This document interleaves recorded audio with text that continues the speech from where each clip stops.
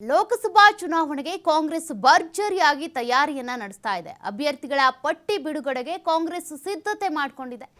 March 14ರ ನಂತರ ಮೊದಲ ಪಟ್ಟಿ ಬಿಡುಗಡೆಯಾಗುವ ಸಾಧ್ಯತೆ. ಆದಷ್ಟು ಬೇಗ ಲೋಕಸಭಾ ಚುನಾವಣೆಯ ಅಭ್ಯರ್ಥಿಗಳ ಮೊದಲ ಪಟ್ಟಿಯನ್ನ ರಿಲೀಸ್ ಮಾಡಬೇಕು ಅಂತ ಕಾಂಗ್ರೆಸ್ ಸಿದ್ಧತೆಯನ್ನ ಮಾಡಿಕೊಳ್ತಾ ಇದೆ. ಅಳೆದು ತೂಗಿ ಅಭ್ಯರ್ಥಿಗಳನ್ನ ಫೈನಲ್ ಮಾಡಿ ಪಟ್ಟಿ ಬಿಡುಗಡೆ ಮಾಡಬೇಕು ಅಂತ ತಯಾರಿ ನಡೆಸಿದ್ದಾರೆ. ನಾಡಿದ್ದು ಎಐಸಿಸಿ ಸ್ಕ್ರೀನಿಂಗ್ ಕಮಿಟಿ ಸಭೆ ಕೂಡ ಕರೆಯಲಾಗಿದೆ. ಆ ಸಭೆಯಲ್ಲಿ ಅಭ್ಯರ್ಥಿ ಅಂತಿಮದ ಬಗ್ಗೆ ಮಹತ್ವದ ಚರ್ಚೆ ಕೂಡ ನಡೆಯುತ್ತೆ. ರಾಜ್ಯದಿಂದ ಕಳಿಸಿರುವಂತಹ ಪಟ್ಟಿಯನ್ನ ಮತ್ತೊಮ್ಮೆ ಪರಿಶೀಲನೆ ಮಾಡಲಾಗುತ್ತೆ. ಪರಿಶೀಲನೆ ಬಳಿಕ ಪಟ್ಟಿಯನ್ನ ಬಿಡುಗಡೆಗೆ ಎಐಸಿಸಿ ನಿರ್ಧಾರವನ್ನ ತೆಗೆದುಕೊಳ್ಳುತ್ತೆ. ಈಗಾಗಲೇ ಮೊದಲ ಪಟ್ಟಿ ರಿಲೀಸ್ ಮಾಡಿದ್ದಾರೆ ಬಿಜೆಪಿ ಕಡೆಯಿಂದ. ಹಾಗಾಗಿ ಕಾಂಗ್ರೆಸ್ನವರಿಗೂ ಕೂಡ ಈಗ ಆದಷ್ಟು ಬೇಗ ಮೊದಲ ಪಟ್ಟಿನ ರಿಲೀಸ್ ಮಾಡಬೇಕು ಅನ್ನುವಂಥ ತರಾತುರಿಯಲ್ಲಿದ್ದಾರೆ. ಹಾಗಾಗಿ ಈಗಾಗಲೇ ಪದೇ ಪದೇ ರಾಜ್ಯಕ್ಕೆ ಒಂದಷ್ಟು ಕೇಂದ್ರದಿಂದ ಬಂದಂಥ ನಾಯಕರೇನಿದ್ದಾರೆ, ಅದೇ ರೀತಿಯಾಗಿ ಒಂದಷ್ಟು ಸಲಹೆ ಸೂಚನೆಗಳನ್ನು ಕೊಟ್ಟೋದಂಥ ನಾಯಕರೇನಿದ್ದಾರೆ, ಅವರೆಲ್ಲರೂ ಕೂಡ ಈಗ ಈ ಅಂತಿಮ ಪಟ್ಟಿಗೆ ಸಂಬಂಧಪಟ್ಟಂತೆ ಒಂದಷ್ಟು ಸಭೆ ನಡೆಸಿದ್ದಾರೆ. ಮತ್ತೊಂದು ಸಭೆ ಕೂಡ ನಾಡಿದ್ದು ನಡೆಯುತ್ತೆ, ಸ್ಕ್ರೀನಿಂಗ್ ಕಮಿಟಿ ಸಭೆ. ಆ ಸಭೆಯಲ್ಲಿ ಕೂಡ ಈ ಒಂದು ಪಟ್ಟಿಯ ಅಂತಿಮ ತೀರ್ಮಾನವನ್ನ ತೆಗೆದುಕೊಳ್ಳಲಾಗುತ್ತೆ. ಈಗ ರಾಜ್ಯದಿಂದ ಒಂದಷ್ಟು ಅಭ್ಯರ್ಥಿಗಳ ಹೆಸರು ಆಗಿರುತ್ತೆ. ಕ್ಷೇತ್ರವಾರು ಒಂದೊಂದು ಕ್ಷೇತ್ರಕ್ಕೆ 2 ಜನನೋ 3 ಜನನೋ ಪೈಪೋಟಿ ಎಷ್ಟಿದೆ ಅದರ ಆಧಾರದ ಮೇಲೆ ಪಟ್ಟಿಯನ್ನ ರೆಡಿ ಮಾಡಿ ಕಳುಹಿಸಿಕೊಡಲಾಗಿದೆ. ಆದರೆ ಎಐಸಿಸಿ ತೀರ್ಮಾನವನ್ನ ತೆಗೆದುಕೊಳ್ಳಲಾಗುತ್ತೆ. ಅವರು ಅಂತಿಮ ಮಾಡಿದಂಥ ಅಭ್ಯರ್ಥಿಯನ್ನೇ ಕಣಕ್ಕಿಳಿಸಲಾಗುತ್ತೆ.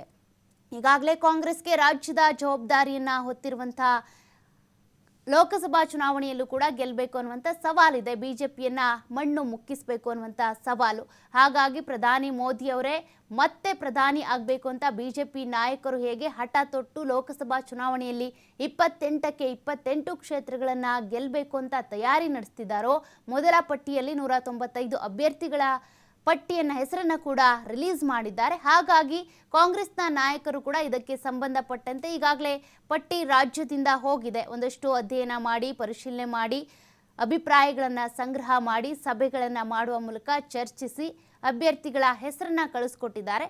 ಈಗ ಕೇಂದ್ರದಿಂದ ಪಟ್ಟಿ ಫೈನಲ್ ಆಗಬೇಕಾಗುತ್ತೆ, ರಿಲೀಸ್ ಕೂಡ ಆಗುತ್ತೆ. 14ನೇ ತಾರೀಕು ರಿಲೀಸ್ ಆಗಬಹುದು ಅನ್ನುವಂಥ ಸಾಧ್ಯತೆಗಳು. ನೀವು ಈ ಬಗ್ಗೆ ಹೆಚ್ಚಿನ ಮಾಹಿತಿ ಕೊಡ್ತಾ ಹೋಗ್ತಾರೆ ನಮ್ಮ ಪ್ರತಿನಿಧಿ ಶಿವಕುಮಾರ್ ಜೋಹಳಿ ಫೋನ್ ಸಂಪರ್ಕದಲ್ಲಿದ್ದಾರೆ. ಶಿವಕುಮಾರ್, ಈಗಾಗಲೇ ಅಭ್ಯರ್ಥಿಗಳ ಪಟ್ಟಿಯನ್ನ ಬಿಜೆಪಿ ಮೊದಲ ಪಟ್ಟಿ ರಿಲೀಸ್ ಮಾಡಿದೆ.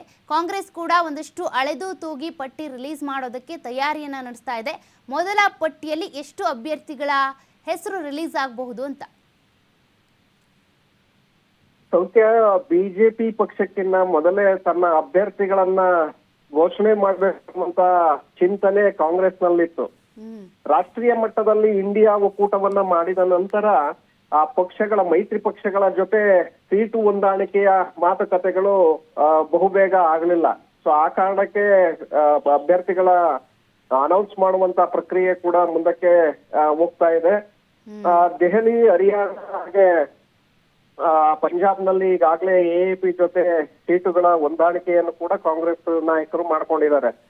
ಈಗ ಆ ಒಂದು 3 ರಾಜ್ಯಗಳು ಜೊತೆಗೆ ಕರ್ನಾಟಕ ಲೋಕಸಭಾ ಕ್ಷೇತ್ರಗಳಿಗೆ ಸಂಬಂಧಪಟ್ಟಂತೆ ಬಹುತೇಕವಾಗಿ 14ರ ನಂತರ ಪಟ್ಟಿ ಬಿಡುಗಡೆಯಾಗುವಂತ ಒಂದು ಸಾಧ್ಯತೆಗಳಿದೆ. 14 ಇಲ್ಲವೇ 15ರಂದು ಮೊದಲ ಪಟ್ಟಿ ಬಿಡುಗಡೆಯಾಗತ್ತೆ ಅನ್ನುವಂತ ಮಾತುಗಳು ಕೂಡ ಕೇಳಿ ಬರ್ತಾ ಇದೆ.